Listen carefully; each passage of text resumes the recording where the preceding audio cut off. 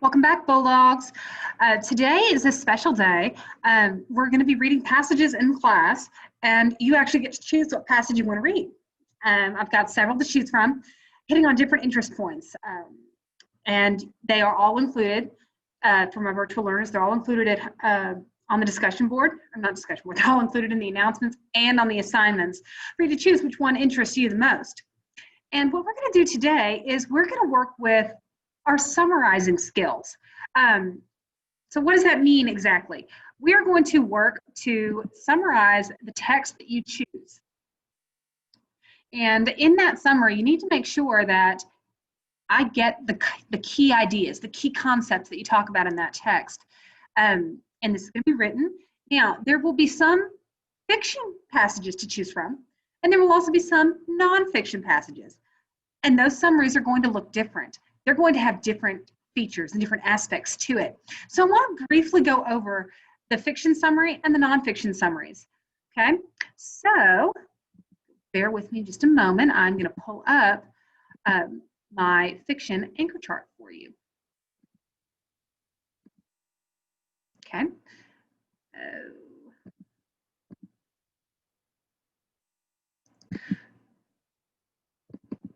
So you guys might remember Someone Wanted But So Then. This is a good way to summarize your fiction pieces. In your fiction pieces, we need to know who the characters are, or who the main characters are. And that could be a hero, that could be a good guy, that could be the protagonist, somebody. And then what did they want, or what were they trying to accomplish? And that's what they wanted. Your climax is usually going to be a problem that this character faces or a dilemma that they can't overcome. And then you need to include some description as to how the character got through that problem or how they overcame that issue. And then tell me what the solution is to that. How did it end? That's usually the end, the resolution.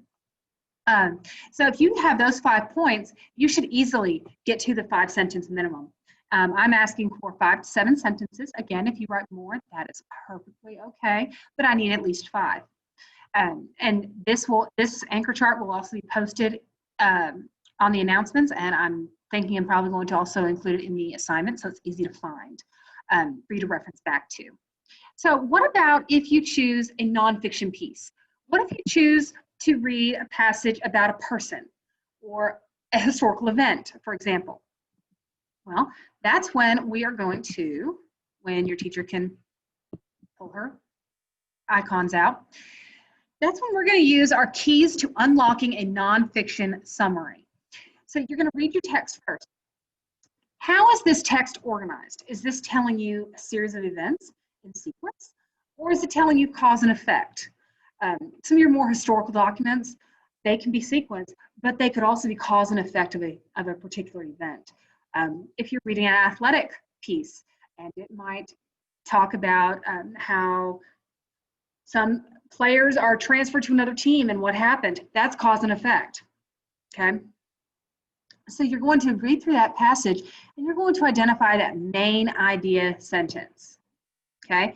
In that main idea, you need to figure out the text, okay?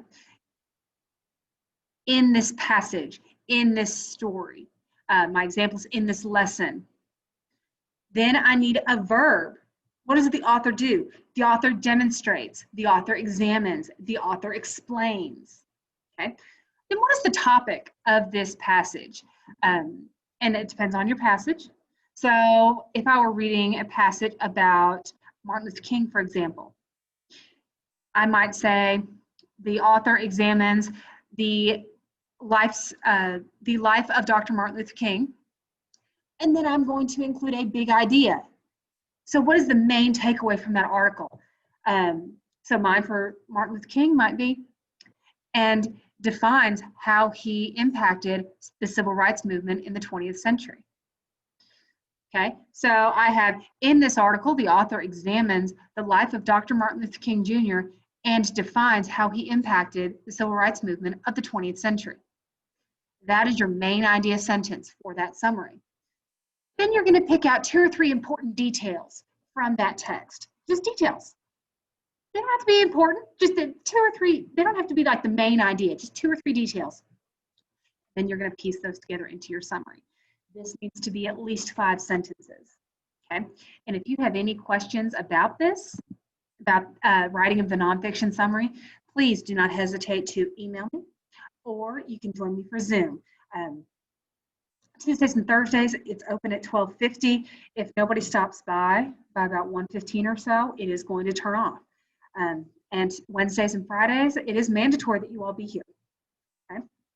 So I look forward to seeing you all and reading some of your summaries. Have fun.